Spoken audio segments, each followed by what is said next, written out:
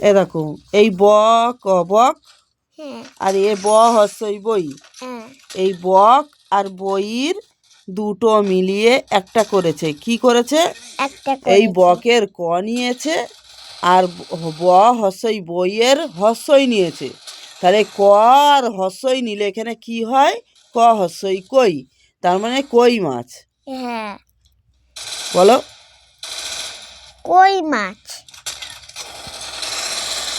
ব দন্তন্য বন আর বল তাহলে বনের দন্তেন্য আর বলের ল দুটো মিলিয়ে নল। দন্তন্য নল। এই দন্তন্য এখানে নেমে যাবে, এই ল এখানে নেমে যাবে, তাহলে এখানে নল এসে যাবে। তাহলে তো লিখতে হয় এখনই। দাও পেন্সিল বের করে দাও। এখন লিখতে হবে না, যা কালকে আবার লেখা হবে। ব হস্যই বই, ক হস্যই কই।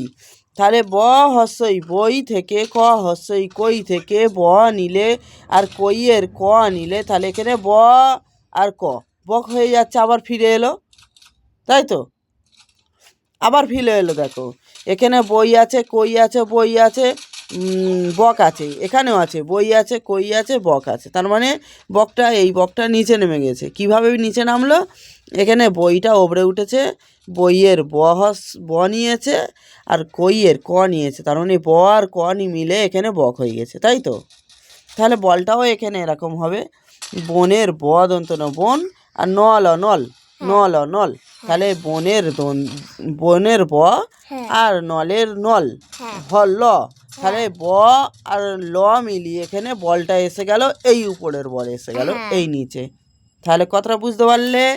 তাহলে এটা এই পর্যন্ত। তাহলে আবার কালকে আমি পড়াবো। ঠিক আছে।